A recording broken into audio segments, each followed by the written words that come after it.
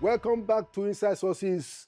In this segment, I want to have a conversation with somebody who is an architect, a pastor, an author, and public speaker. I'd like to welcome, for the first time, to Inside Sources, Dr. Polycarp Baja. Dr. Polycarp, welcome to Inside Sources. Thank you, Laolu. It's a great privilege to be here, and thank you for having me. Oh, thank you. Thank you for coming. So I normally start, by asking my guest that if you look at where we are today in Nigeria, do you think that we are projecting progressively to a great destiny that many of us believe ought to be what happens to our country? I think every Nigerian asks that question for the things that have happened to where we are today. Nigerians are very disquiet. They are concerned. They are worried, actually. What Nigeria was even 20, 30 years ago is not what we are today.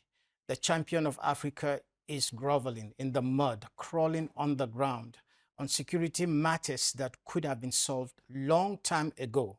And we have gone to different nations. We've gone to Ivory Coast, we've gone to Sierra Leone, we've gone to Liberia, we've gone to different places, and we have proved our mettle of both firepower and the capacity to deal with both insurgencies and terrorism.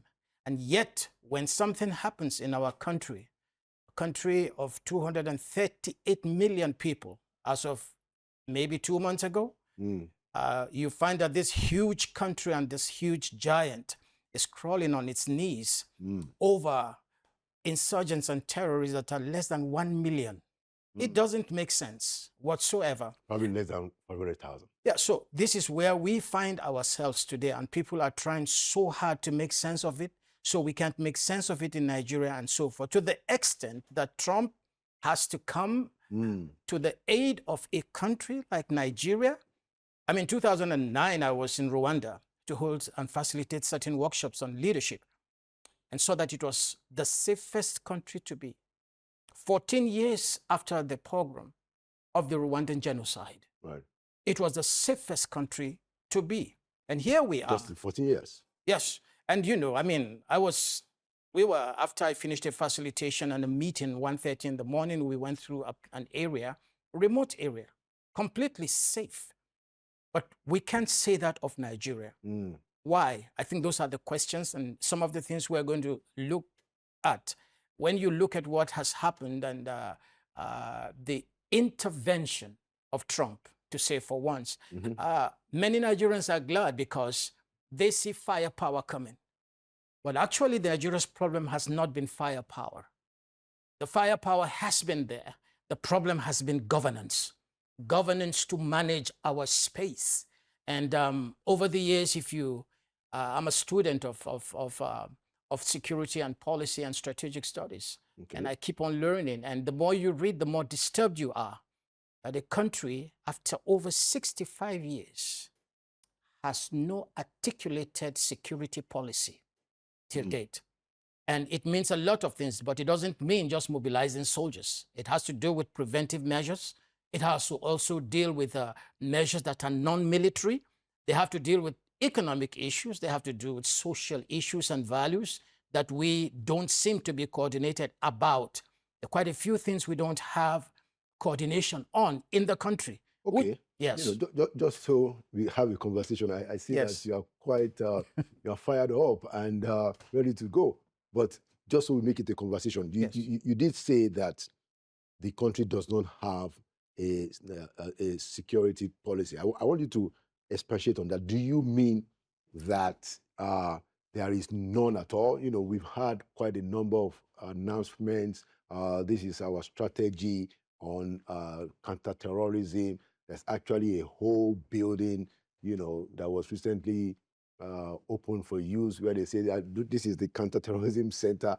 I know that they have spoken a lot about security, architecture, rebuilding it. So I want you to explain specifically, and I also know that you are a student of security studies. Explain to us in more detail what you mean by we don't have a national security policy? Okay. So first of all, you asked the question, what is security policy? Security policy is, first of all, it is not a list of military operations. It's not a response of crisis as they occur. It's not a matter of budget of arms procurement or a speech or doctrine without implementation.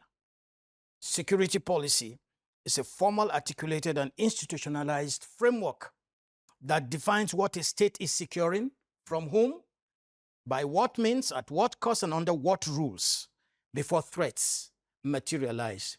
It means it's a policy that states the situation and the end game. Who are you securing? Where?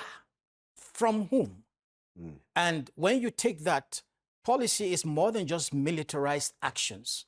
It has to do with the drivers that also feed insecurity. And so you are able to nip them in the bud before they happen. When you have a policy, you say that this is where Nigeria should be, to be a safe country. So if there are any indicators that begin to show, that threaten that condition, then you take proactive actions to stop it. But what we have had here are just reactions after the fact of something. For the first time in 2021, the Buhari administration articulated a defense strategy, not even a defense policy, a defense strategy.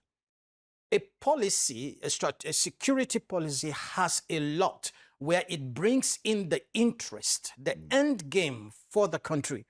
And when you articulate that at the beginning or early in the existence of a country, you are able to put structures and systems in place that check it. So anytime security is threatened, whether you're talking about incursions by insurgents, by terrorists, or even bandits, that is actually like the end result of that.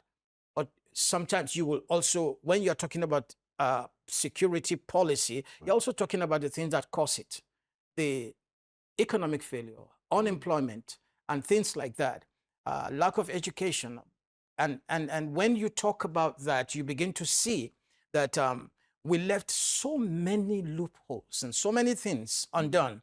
Our walls of defense literally over the years have been eroded. And so what you are having right now is the result of a country without defense walls. And so anybody, that's why, you know, it could be such an embarrassing statement to say that people came from the Sahel, invaded Nigeria, from the borders of Niger, from Chad, from Cameroon. And what were we doing?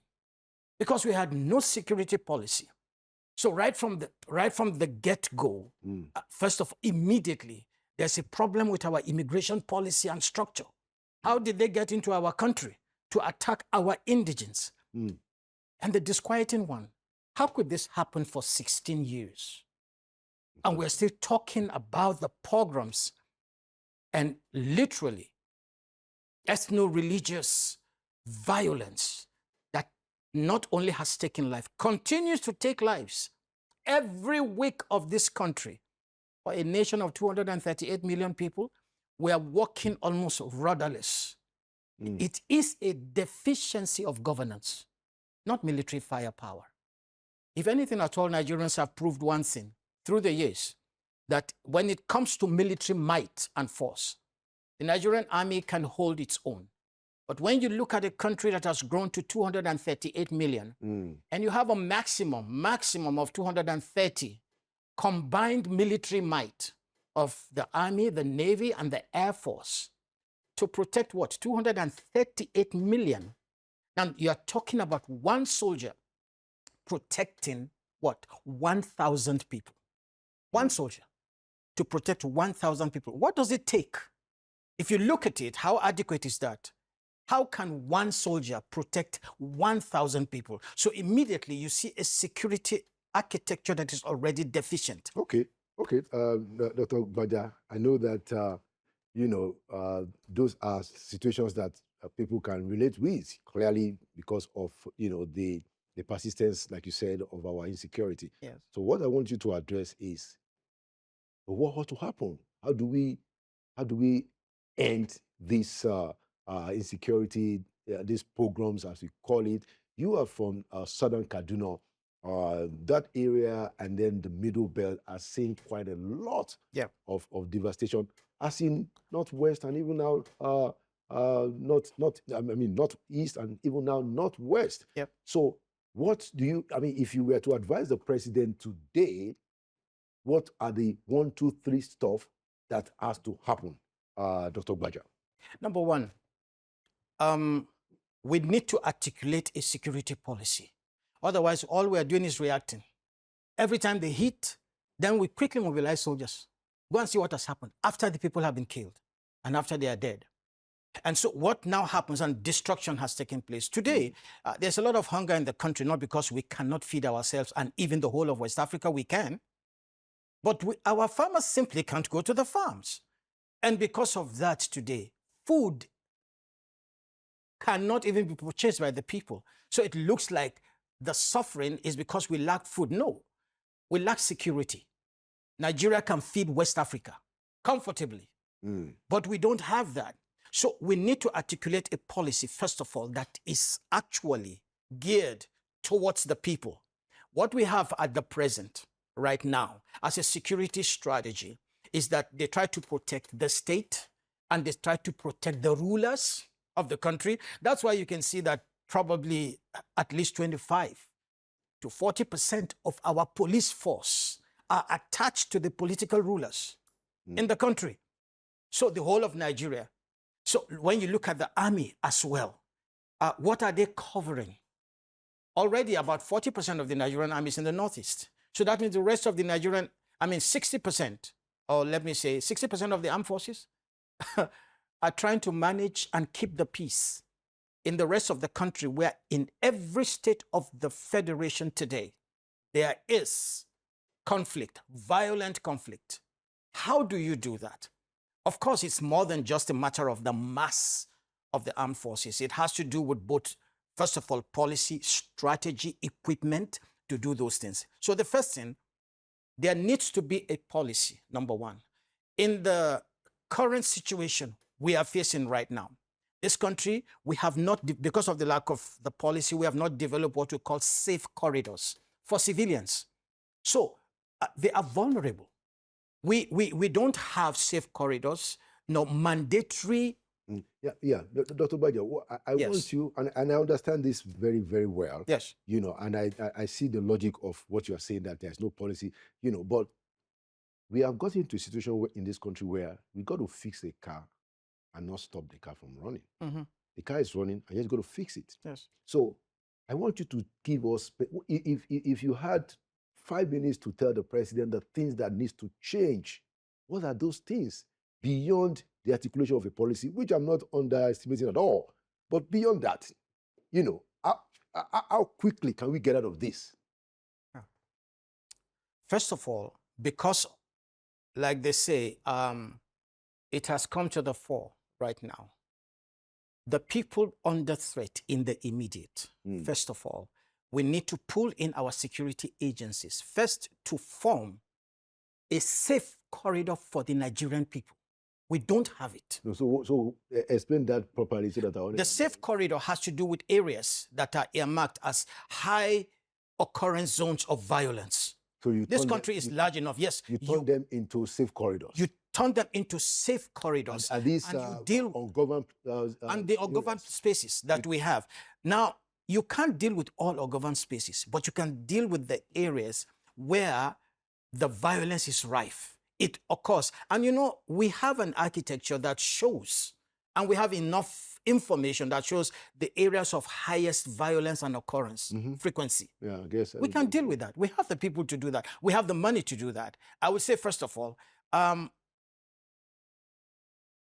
projects, huge elephant projects, like the Lagos-Calabar road, that is taking so much money. We have no business doing that.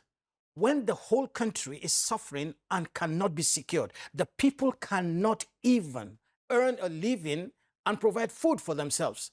Things like that are grandiose. They are not essential. What is most essential in Nigeria right now is security.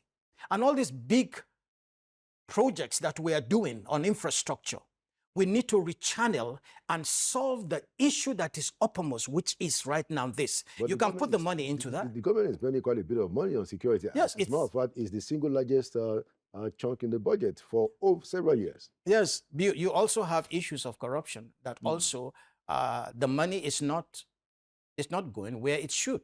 The results show it.